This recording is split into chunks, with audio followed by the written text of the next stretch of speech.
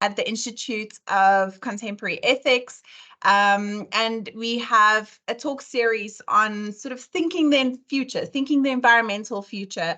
And the conversations sort of surround issues around the environment, around animals. And I'm so excited today to welcome Catia Faria from the Complutense University of Madrid, who will today be speaking to us about her amazing book, Animal Ethics in the Wild, Wild Animal Suffering and Intervention in Nature. So this book explores wild animal suffering as a moral issue and argues that there is a moral obligation to intervene in nature to alleviate this. And as we know, in our country, we have a lot of animal suffering, both at the hands of humans, but also at the hands of other animals. So I'm really interested to hear what this talk is about. So Catia, welcome to the Northwest University. Welcome to the Institute of Contemporary Ethics, and please take it away. Thank you so much, Yolandi. Hello, everyone.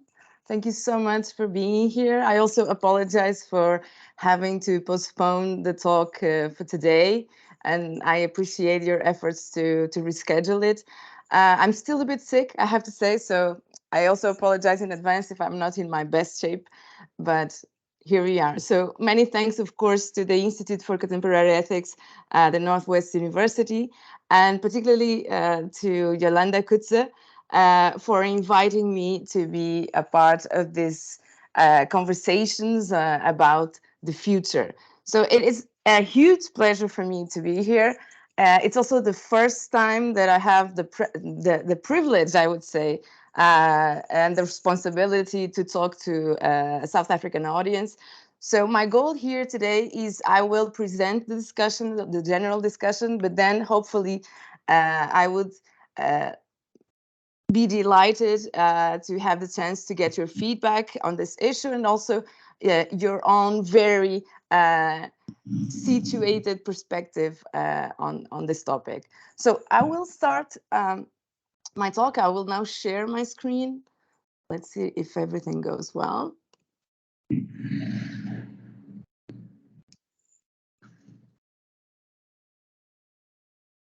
Okay, so.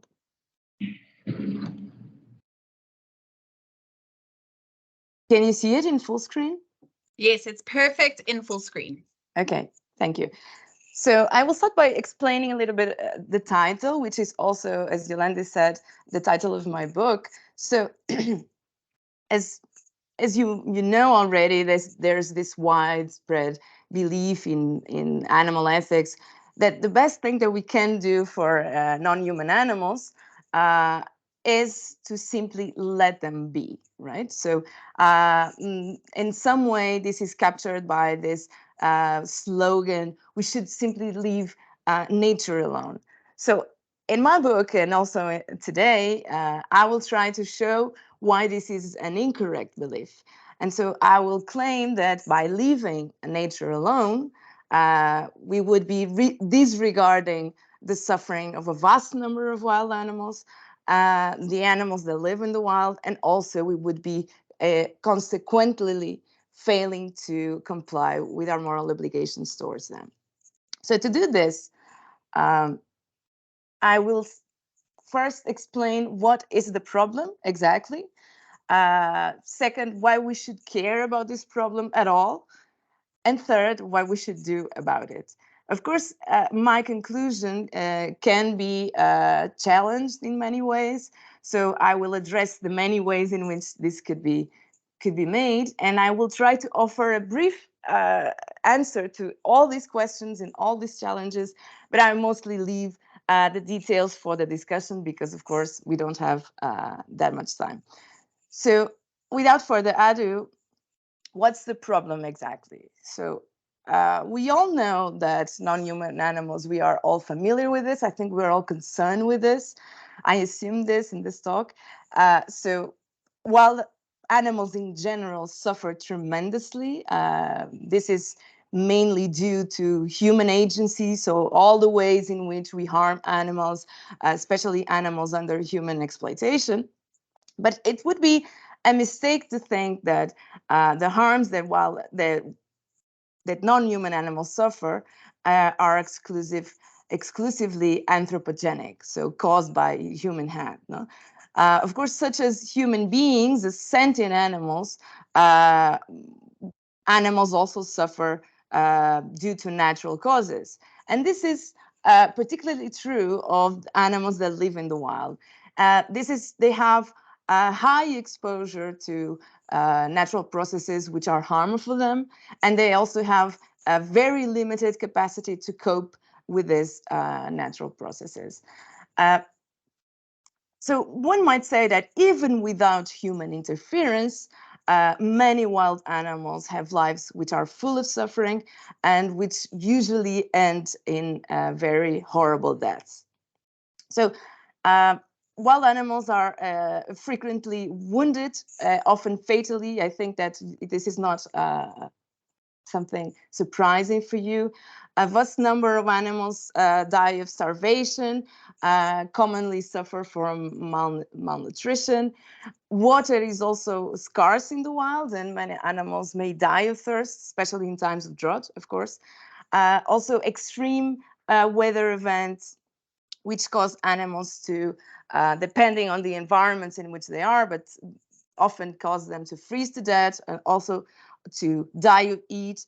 And also, wild animals are highly prone to be infected by a large number of parasites and are highly susceptible to various forms of disease. This obviously causes them directly great suffering and often kill them. But also increases their susceptibility to other harms such as predation and other kind of events. I'm not sure if you're familiar with this photo. I think that this photo represents something that it's crucial here, which is on the one hand, our idyllic view, or at least the idyllic view, which is widespread about how animals fare in the wild. This is something that was viral some years ago, and people understood this photo as something mystical going on, like that giraffes were somehow transforming themselves or mimetizing with the environment. They were transforming themselves into some sort of trees. And of course, this is a disease. This is a giraffe with an advanced form of papillomavirus. So also natural catastrophes also affect wild animals in various ways, floods, fires, etc. And of course, all these events cause animals a great deal of psychological stress beyond the physical harm. And it's important to stress that stress can be a part of wild animals' lives as much, unarguably more, but at least as much as it can be a part of human experience. And it seems like that this is not likely to affect only a few individuals, but that the majority of animals who are born in the wild may be affected by this. Most wild animals follow this reproductive strategy, which we can describe as a wasteful reproductive strategy, in the sense that it consists of producing the maximum number of offspring to maximize the chances of passing on the material, the genetic material, to the next generation. So some examples of these animals are amphibians, fish, invertebrates, but also some mammals such as small rodents and so on. So these individuals, due to this reproductive strategy, they have very low survival rates. And so on average, only one of these individuals survives per parent.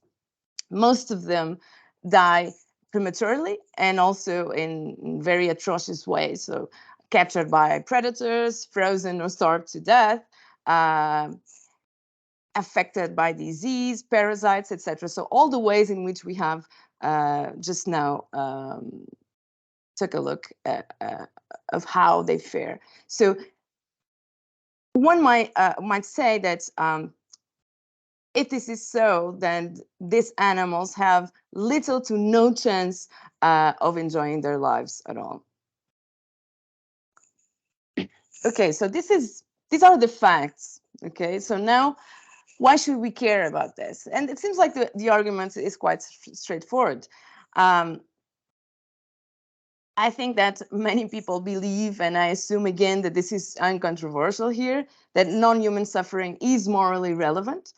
Um, you can discuss this, but I mean, I am assuming this.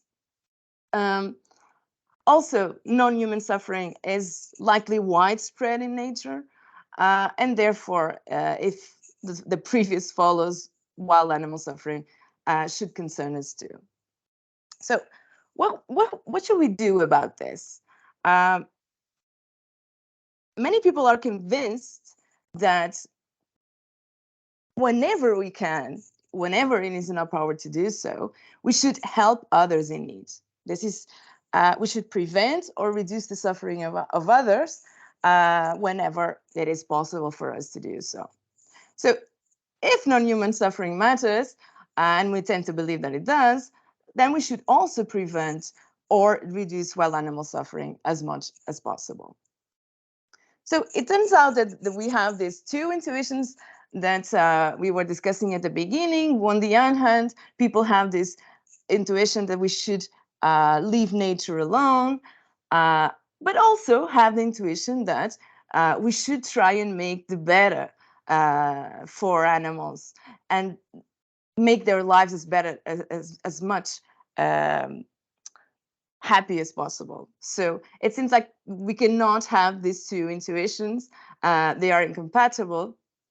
And so we should not leave nature alone. Seems that it is the intuition that we have to revise and adopt to overcome this incompatibility. So if we are if we take the intuition that we should make life better for non-human animals, then we come to the conclusion that we should intervene in nature to make life better for non-human animals instead of leaving nature alone. So, as I was saying, there are many objections that might be pressed against this conclusion.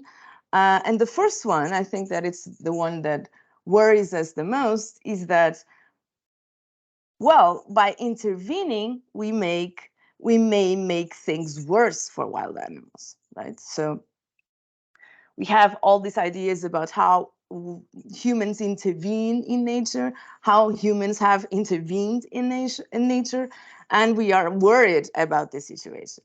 But the first thing that we have to take into account is that intervention in nature is not something new, in the sense that it's not something that we haven't done before. So we have past interventions, but also present interventions.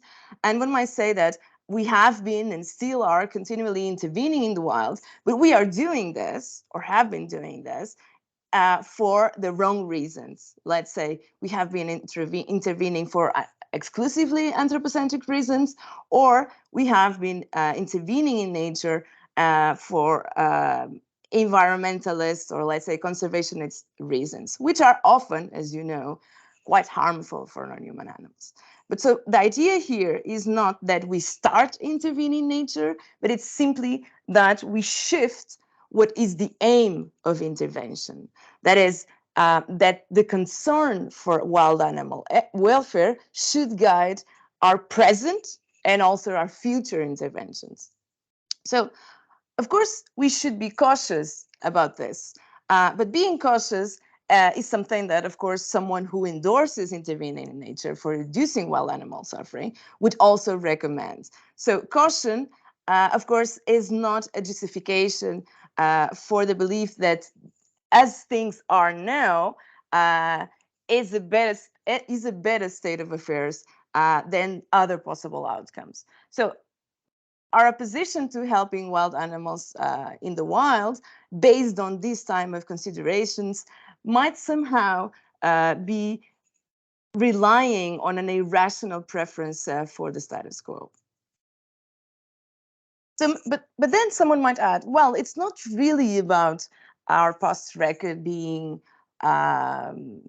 problematic, but it's more about our own epistemic limitations with regards to understanding how complex ecosystems work And so we are incapable of helping some wild animals, for instance, without harming others, given our ignorance.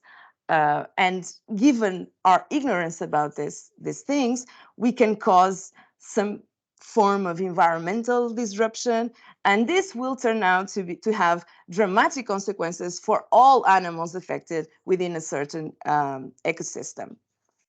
But the thing is that human beings, this is the crucial part of the argument. So human beings are not, in principle, at least, incapable of obtaining sufficient knowledge about the possible consequences of our interventions. So that's why what we recommend regarding this, and this is particularly important because this conversation is about the future, and we are here in the conversation about the future. So I think that this is the crucial point.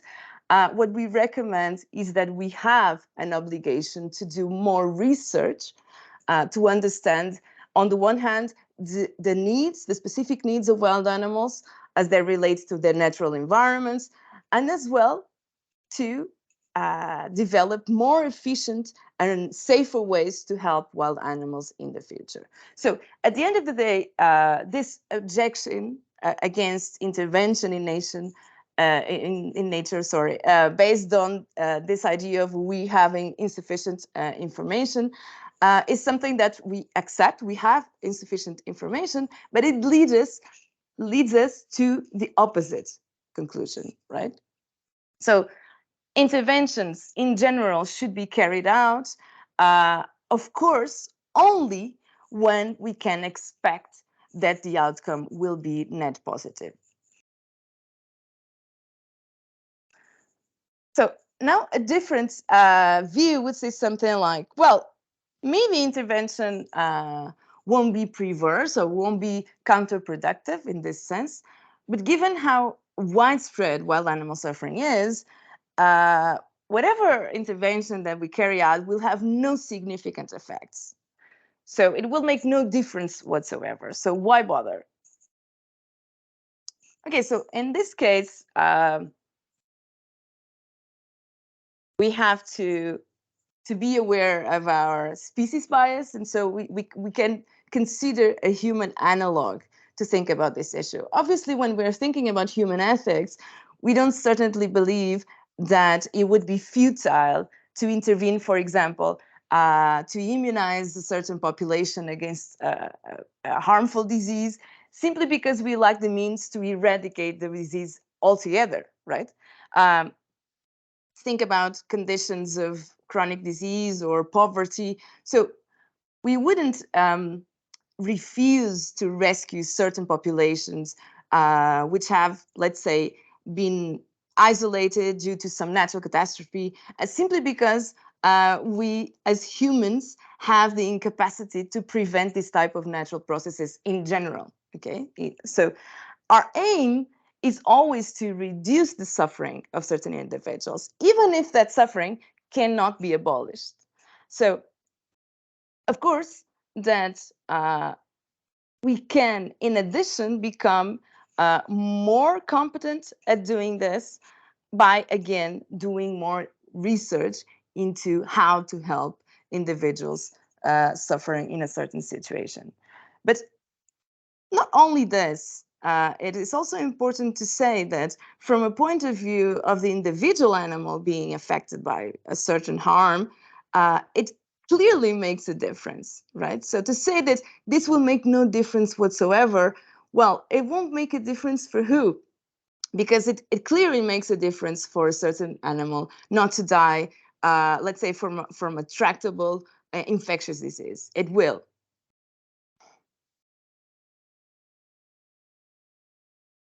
But then someone might say, okay, but won't we jeopardize certain environmental values, let's say ecosystem stability, or even the natural itself?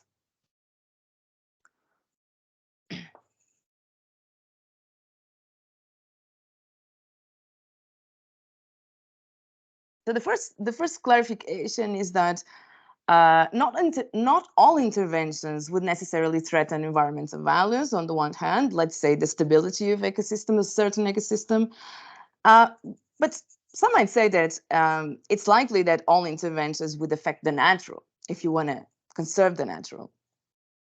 But again, I think that we have to be consistent and drop our anthropocentric intuitions. So we have to be consistent in such cases and think that environmental values, if they are important, and I think that we think that they are, but if environmental values should not trump fundamental human interests, right? So we should pursue environmental values if by doing so we are not putting human welfare into jeopardy.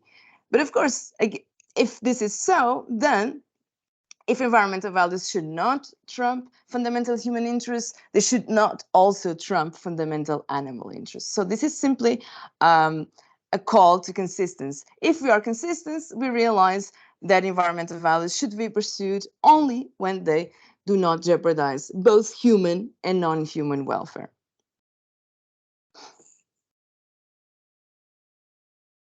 But then someone might say this is something that has been put forward by a philosopher called Claire Palmer. She says something like, well, this would be important, but this would be clear. It's true that wild animal suffering is widespread, but we lack the morally relevant relationships with wild animals, which usually give rise to obligations of assistance, of aid.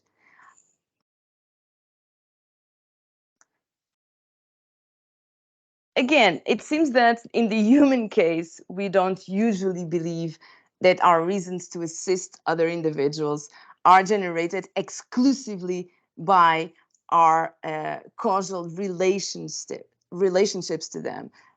If that were the case, then we would have no obligation to help distant strangers, even if that could come at a very low cost to us. I'm sure that many people here disagree with such a view. At the moment of deciding when we should or not help others, it seems that the only relevant relationship is the one generated by an individual being in need and another individual being in a position to help them. So it seems that if we think this in terms of how our ethical obligations arise in terms of human beings, we should also think with the same framework with regards to non-human animals. Then another possible challenge, which has been famously put forward by Sue Donaldson and Will Kimlicka, is to ask, but aren't we somehow, by intervening, violating what we could call wild animal sovereignty?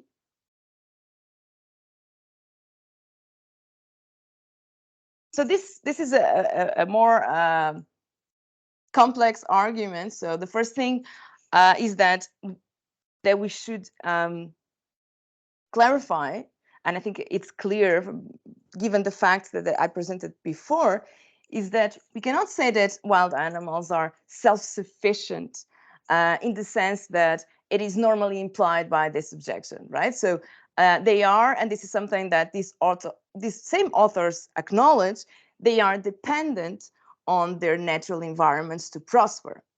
And so what this author says that we do have a duty to preserve the natural environment. So we have a duty to preserve the natural environments of wild animals insofar as their natural environments provide them with the satisfaction of their needs.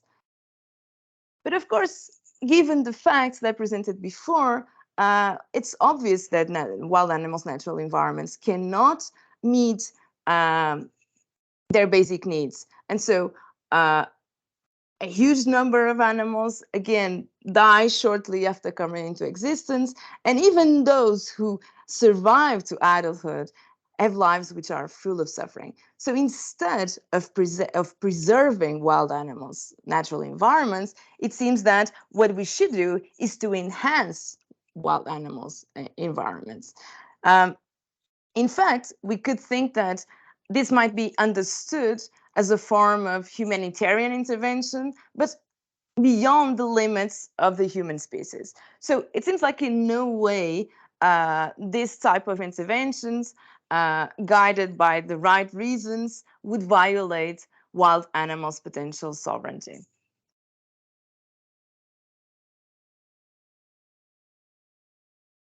Now, someone also adds that, okay, so there is a lot of suffering in the world. Why should we give priority to this issue? Right. So this is something, okay, this is something that exists, but this is not a moral priority. Perhaps we should prioritize alleviating human suffering, or we should prioritize alleviating the harms that animals exploited suffer. So I think it's interesting to properly understand the scale of these problems. I think it's interesting to look at the numbers. So this is a rough and conservative estimate about the number of animals that exist in the world, including human beings. And so the number of animals, of wild animals affected by this problem hugely surpasses the number of exploited animals, or of course, of present human beings. So even if wild animal suffering mattered less than human or domesticated suffering, given these huge numbers, we would still have very strong reasons to help them. But not only this, it's not only a matter of numbers. Besides the scale of the problem, we have, of course, the relevance of the species, of those who suffer. We are assuming this. But we also have to take into account the severity of the harms in question. We are talking again about extreme suffering and massive and atrocious deaths.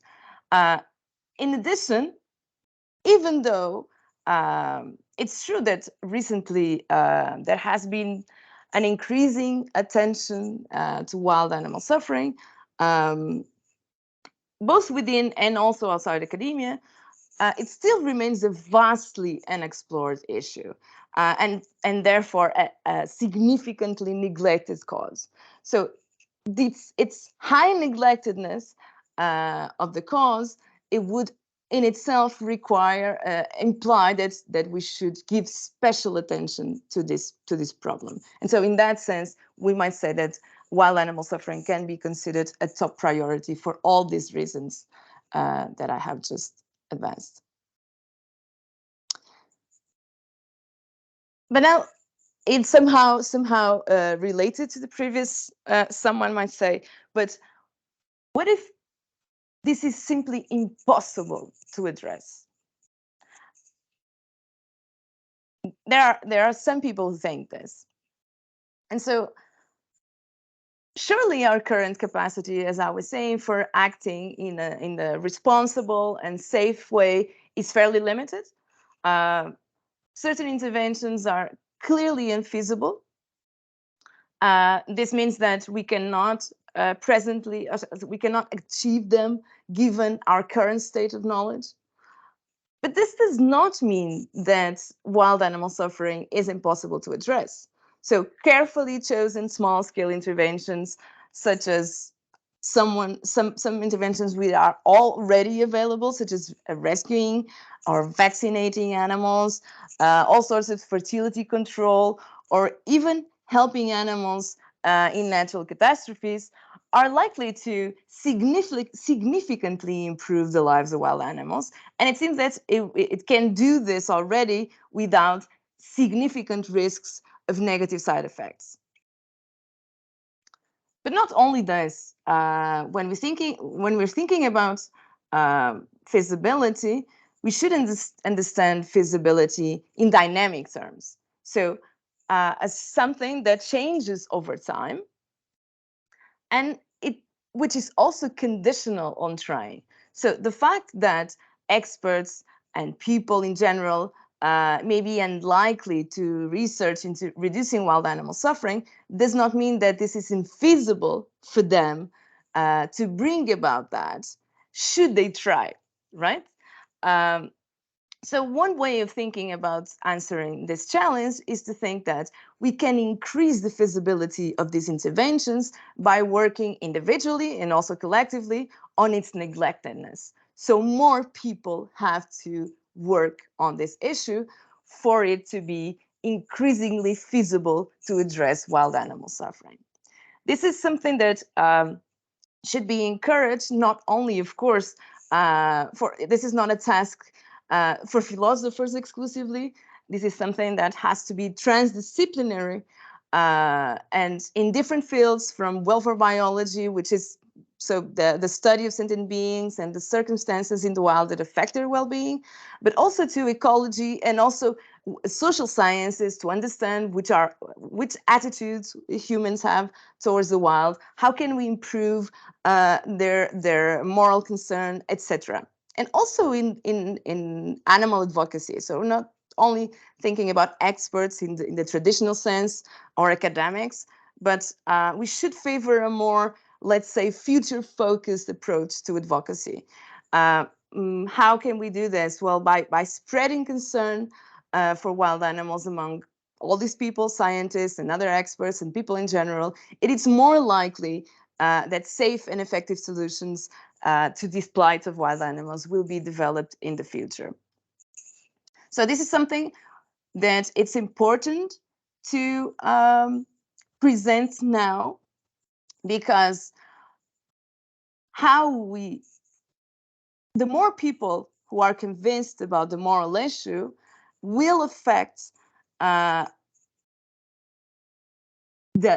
ways in which research will be done, and it will affect the scope of the solutions that we can find to help animals in the future. Okay, so this is more or less, as I was saying, the general case, the general discussion. The first point is that to recognize that wild animals, just like human beings, suffer and die not only due to human agency, but also to natural causes. They are highly susceptible to injury, to hunger, to various forms of disease. And if this suffering matters in general, wild animal suffering matters too. And we should, of course, do something about it whenever it is in our power to do so. All the challenges that might be presented against this can be addressed. I think that one of the crucial ways in which we should think about this is that seeing intervention in nature to help animals as beneficial is compatible with seeing it as involving risks that need to be carefully managed. And so what's important is that we should put ourselves in a position, both as individuals and also as collectives, to develop these future safe and effective solutions to address the problem of wild animal suffering. So this is basically my presentation. Of course, I develop all of this in much more detail in the book that Yolandi mentioned. And I am looking forward to the discussion, which I think is the best part of all this. So I thank you very much for listening to me, and I will now go to you to your questions. So thank you. Thank you so much. That was great. Thank you so much. Yeah, can we all just give a round of applause? And yeah, then I'm gonna basically, I don't know if you want me to chair you, if you're happy to just chair yourself. As you usually do it. Yeah, whatever. I mean, at the moment, I don't see any hands rising. And I don't see anything in the chat.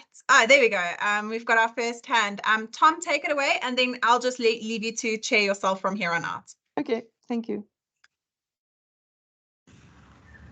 Hello. Hi. Yeah, thank you so much for your paper. Can you hear me? Yes, I can hear you perfectly. Oh, excellent. Look, I think your argument is absolutely valid.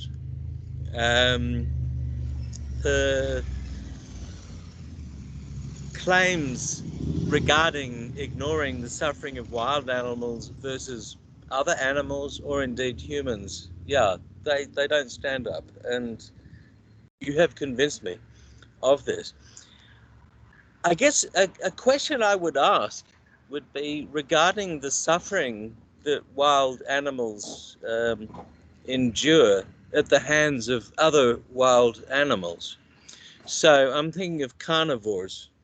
Um, I've watched David Attenborough documentaries that show killer whales, orcas, uh, capturing little seals and kind of torturing them almost before they eat them. And, you know, the seals are clearly suffering. I mean, do you think that that's something we should intervene in as well?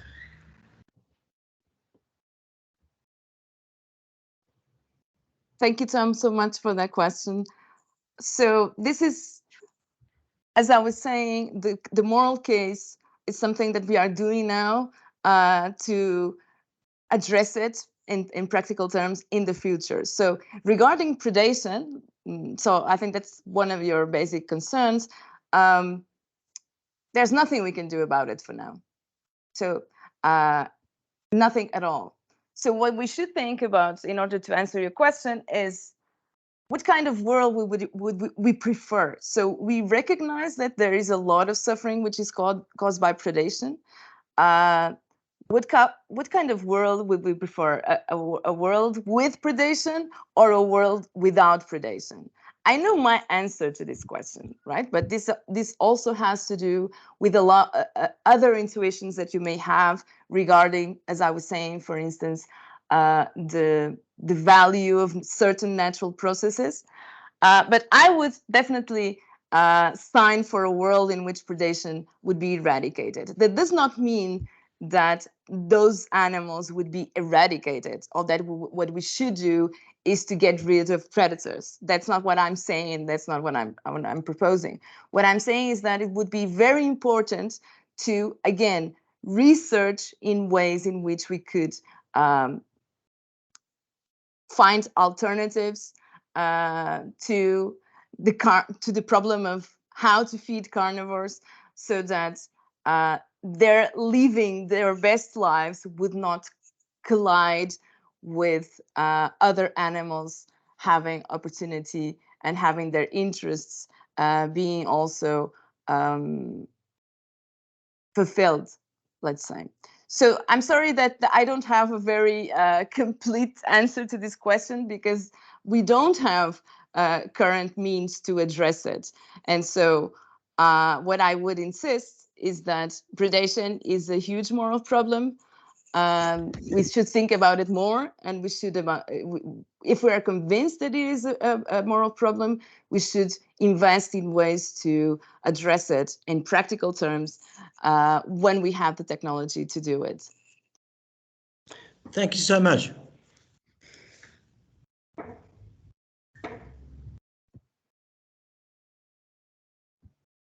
Go ahead, Richard. Thanks.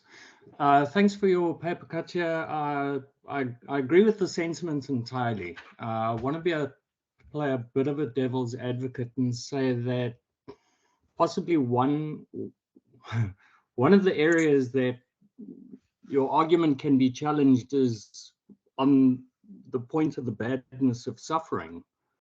Is it necessarily the case that suffering is that bad? I think about suffering in my own life, and it's as a result of suffering that has led me to grow. If I didn't have suffering in my life, and yeah, I'm talking specifically about psychological suffering. I think it's apt because you did raise psychological suffering with animals. Without psychological suffering, I wouldn't have become the person that I am.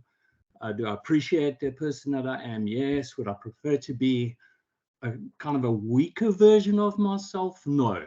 And so I think maybe a little more work might have to be done around that point of the badness of suffering. So that was the first point. And the second maybe is less of a challenge, but it's just a recognition that, or maybe it's a question. So you focus on the suffering, and presumably that's not just harm, but also death.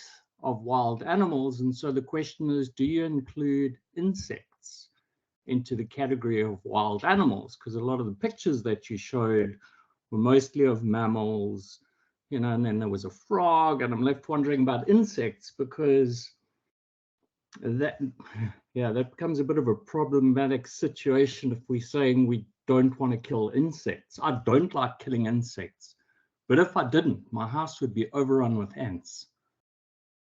And so what are you suggesting when it comes to insects? Thanks. Thank you.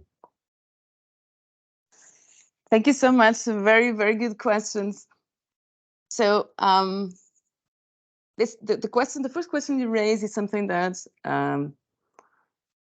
comes up very frequently, and not only with regards to wild animal suffering in particular.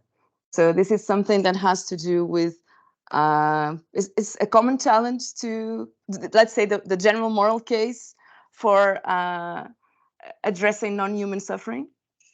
And so I think that there is a clarification there is needed there, because of course there are some instances of suffering which may have instrumental value, right? So in our own lives, we can say that certain forms of suffering usually have an instrumental value for us to have greater experiences of welfare. So you were thinking about in psychological terms, but we can say that even for physical suffering, right? So of course, if I will subject myself to a very painful intervention, let's say medical intervention, I am suffering, but that suffering is necessary in order for me to obtain greater levels of well-being.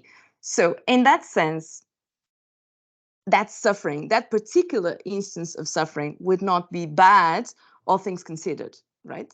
But this is something that it's compatible with saying that all suffering, which is all unnecessary suffering, is disvaluable.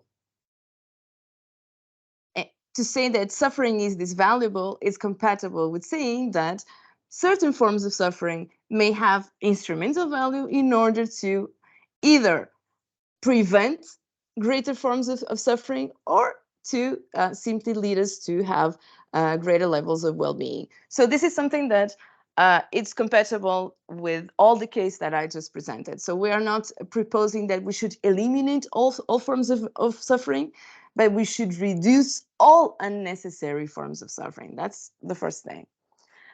And the second part of insects, well, I don't have a definite answer, because no one has a definite answer right now regarding the sentience of insects, right? And that's the important thing in the argument. So insofar as insects are sentient, they should also be included as well. We currently lack, let's say, definite research in order to support the view that insects are sentient, or that all insects are sentient, but we know that some are, let's say bees, for instance. And so what we have here is something which also does not depend on wild animal suffering, which is a typical conflict of interest. So we have this in human ethics, we have this in human ethics versus non-human ethics. And so what we have is a traditional conflict of interest. And how we decide that conflict of interest will, of course, depend on the broader ethical view that we defend. Right. So in certain circumstances, there are, from certain, let's say, consequentialist view, particularly utilitarian views, it is perfectly justified to sacrifice the interests of certain individuals, let's say insects, in order to satisfy more important interests or more weighty interests of other individuals. The point here is that the species of the individual should not make a difference.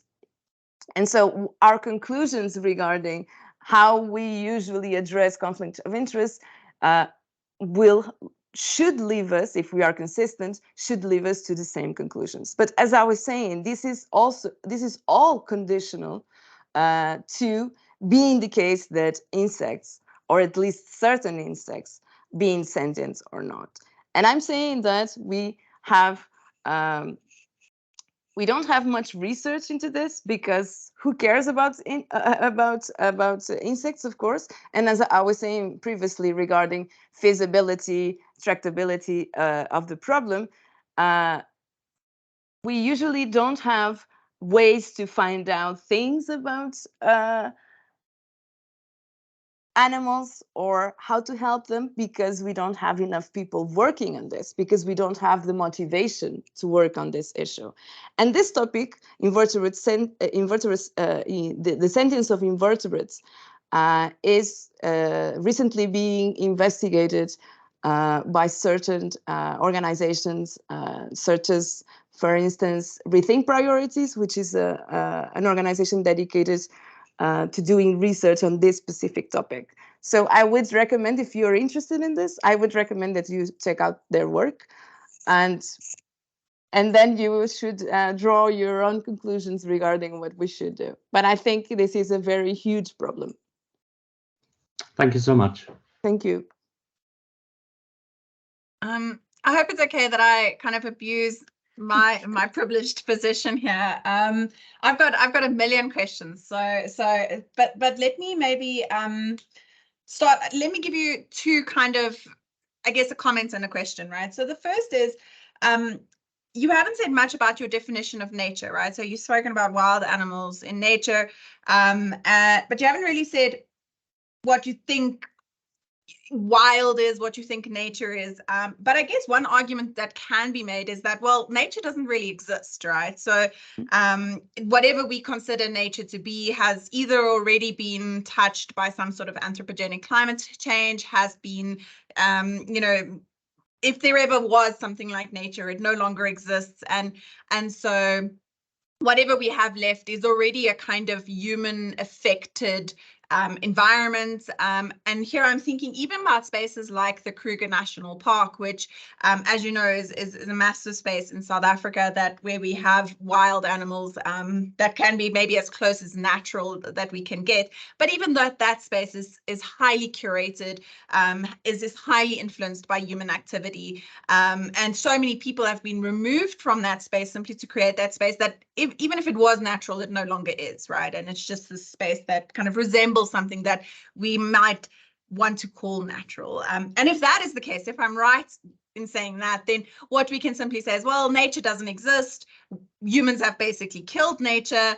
And so we have to continue to intervene in nature, right? So I think that could possibly be an argument that we can use as well. Say, well, we've already intervened, right? We've intervened to the extent that there might not even be anything like nature left, and so we should continue intervening. So that's kind of an argument I think that we can use for continued intervention. So that's maybe just a comment. My question is, does the duration of suffering matter? So, and I'm going to give you two kind of case studies to test this intuition against, right? So the first is the case of elephants in the Kruger National Park. So elephants are obviously massive species. They need a lot of space, and they are basically terraforming the Kruger. And what I mean by that is they're literally changing the landscape. And obviously by changing the landscape, they are affecting other species. Both individuals and species, right? They are, because they destroy trees, it's affecting the ecosystem. And for long, they used to cull the elephants, but they no longer, I think it was around 2008, they stopped culling the elephants. And so now we've got elephants, these majestic species, basically causing harm for other species as well. However, if we do cull elephants, and I was speaking to someone from the Kruger National Park the other day, what they now do is, instead of just killing individual elephants, or the theory goes, I don't know how much they actually do it, instead of killing individual elephants, they kill herds of elephants, right? Because that also actually helps with the psychological distress of losing, members of the tribe. And so they can kill a herd of elephants in about 15 minutes, right? they go from in helicopters, they shoot the matriarch first.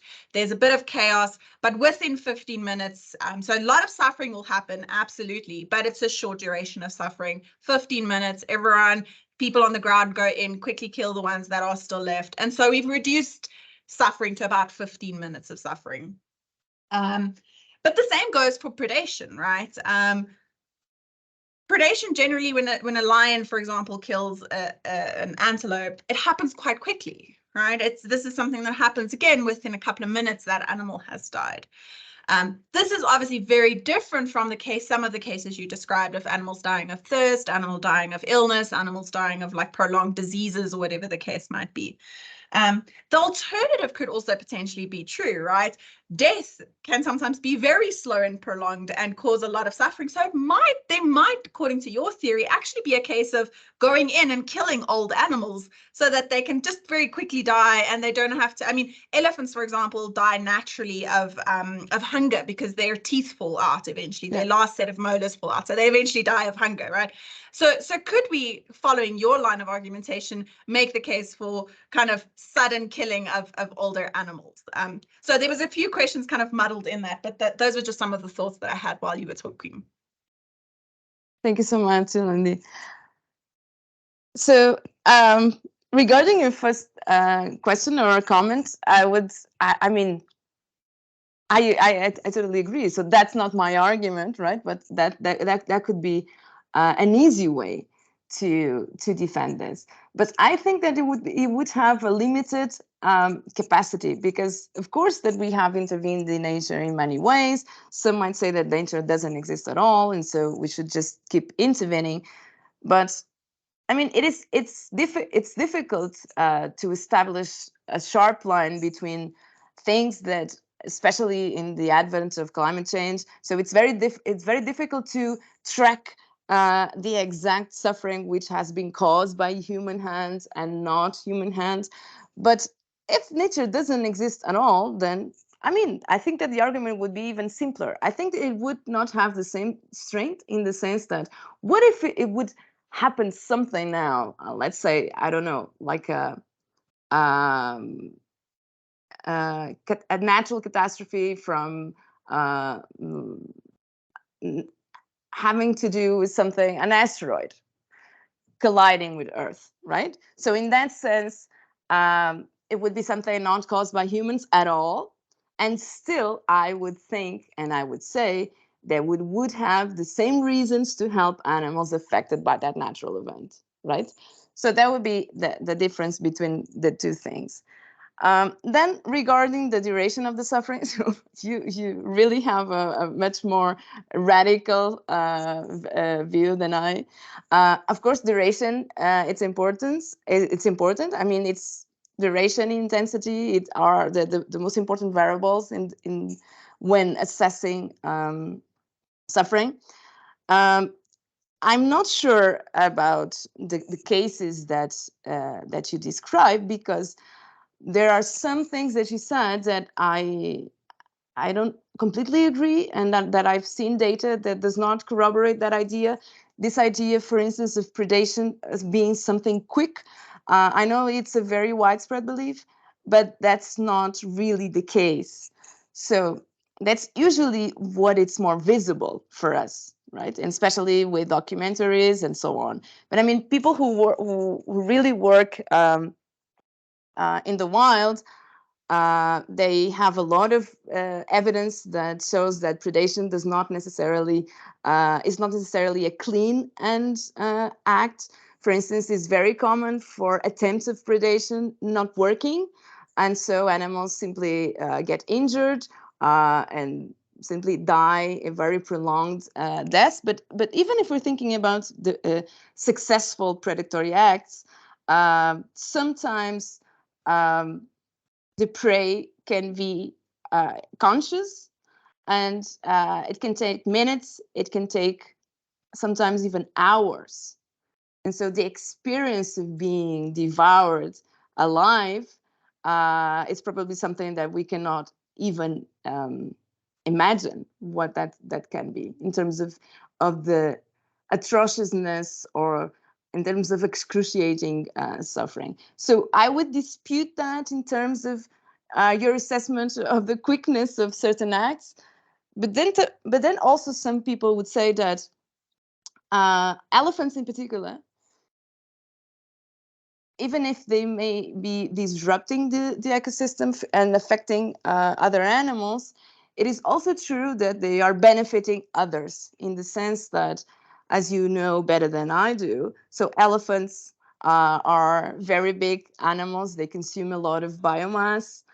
And so the fact that that there are elephants in a certain ecosystem, given the huge amount of food that they have to consume, it makes more unlikely that certain animals will come into existence. So these small animals that I was mentioning before, the animals that have this wasteful reproductive strategy. And so in that sense, they would be counterbalancing the suffering that exists in a certain ecosystems. Of course, I don't have enough data in order to say, so the outcome is net positive, but I have certain information that somehow puts some doubts regarding your intuition. And then I wanted to say that I knew this about the teeth of elephants, and I wanted to say that there is a very good paper from a philosopher called David Peirce, which is called Welfare State for Elephants. And what happens in this paper is that David, what does is to think about all of the ways in which we could help elephants, all of the ways in which a welfare state could be beneficial for elephants. And one of these interventions is particularly to help them with their teeth, because that's, as you were saying, that's one of the main. They die naturally, but it would be possible for them not to die naturally if certain interventions were carried out to help them with their teeth, which seems something already feasible and also not that costly. But I will leave you to the paper, because Peirce has a very has also a calculus of how much this could cost, and what would be and how this would be beneficial in terms of elephants' own well-being. So again, how can we know? We have to know more, and we have to do more research. We already have certain types of technology that allows us to make simulations and see how a certain intervention might affect the well-being of other animals. But as I was saying, we should not exclude certain variables from the equation. So it's not only a matter of elephants in this case, elephants and killing elephants and saving the obvious animals that elephants are harming, at least indirectly, but also the beneficial ways or the benefits that you get in terms of suffering reduction simply by having elephants in a certain ecosystem. Thank you so much. I will I will definitely I want to know more about these elephants. Yes. I don't see any other questions. Okay, Thad, brilliant. Thad, and then Tom again.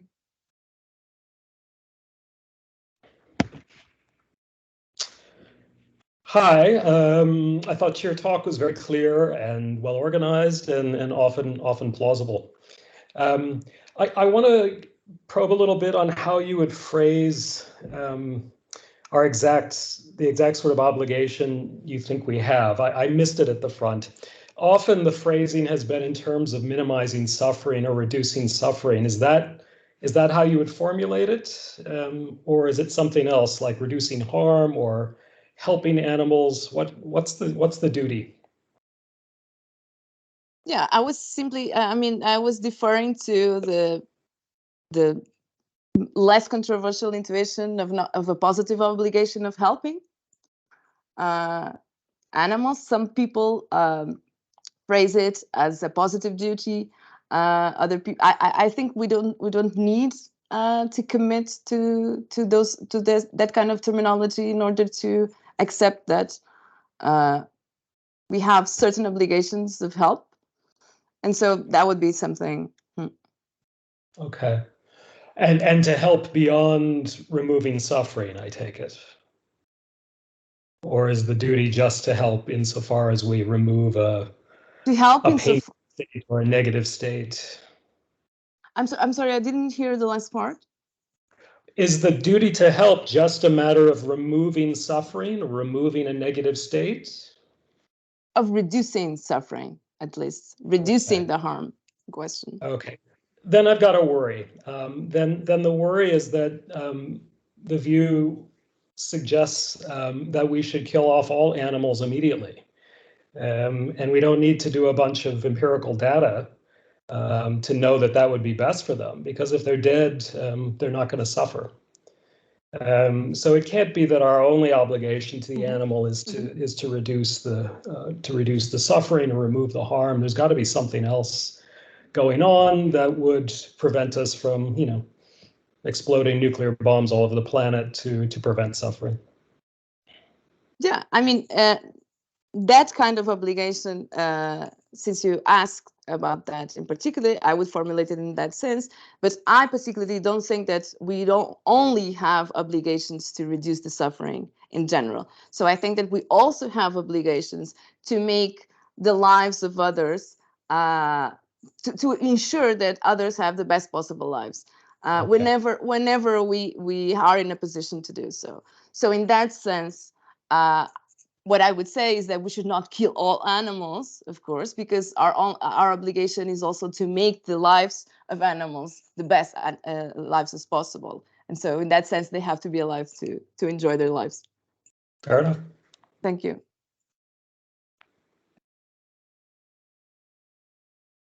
Tom? Hello again. I just wanted to ask, and I'm picking up on Yolandi's question before, and also possibly on Thad's. Yolandi was querying, if you like, the nature of nature. Is there a thing, nature, that stands apart from human interference? And I'm wondering if that's just not a concern for your argument. It seems to me that your focus is on beings that are capable of suffering and capable of flourishing or not flourishing. And as essential as the environment might be in terms of their suffering or flourishing, that's not actually the concern. The concern is the beings themselves, such that, even if there are worries about what nature is, they need not impact too much on your argument. I don't know what you think about that. It was just a thought. Thank you, Tom. So I perfectly agree with you. I think it doesn't impact my argument at all, because as you say correctly, the worry is with the animals. It's with non-human well-being.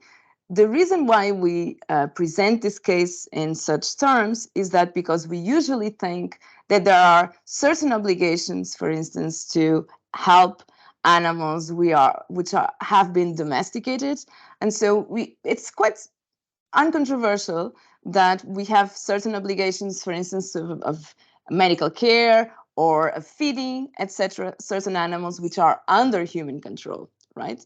And so in the wild, or animals in nature, should not be understood to refer exclusively to animals that live in a certain environment, wilderness.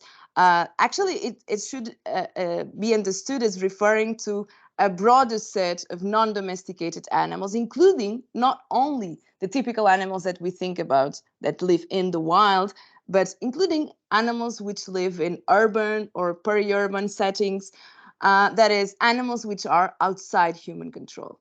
And why is this important? Because often philosophers, even people working in animal ethics, think that our obligations towards domesticated animals are significantly different. So they are different in morally relevant ways to the obligations that we have with wild animals. So that's simply the way, the reason, the fundamental reason why we talk in these terms.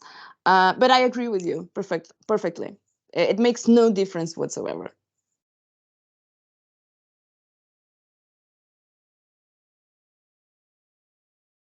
Thanks. Sad, I'm assuming that's a legacy hand that you still have up.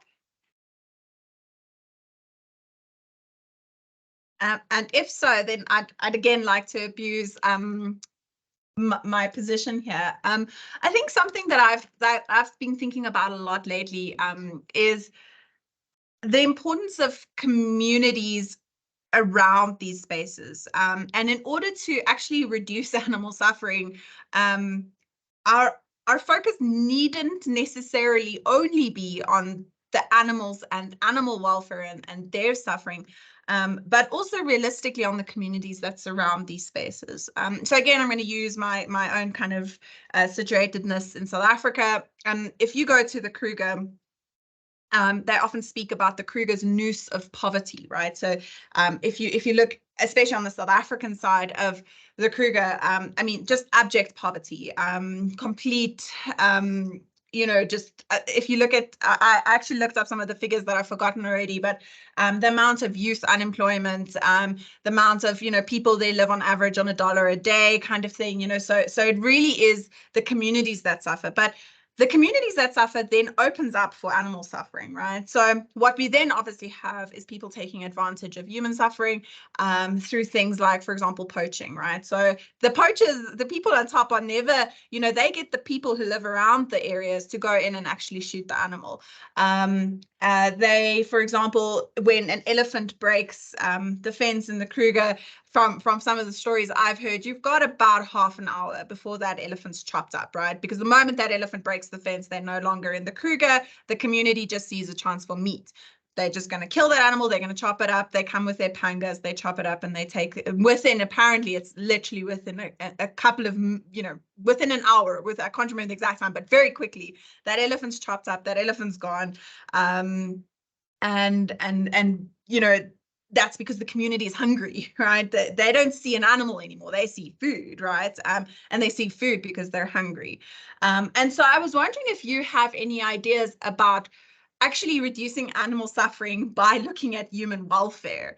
Have you thought about that? Have you come across that idea, and kind of what your ideas are around that?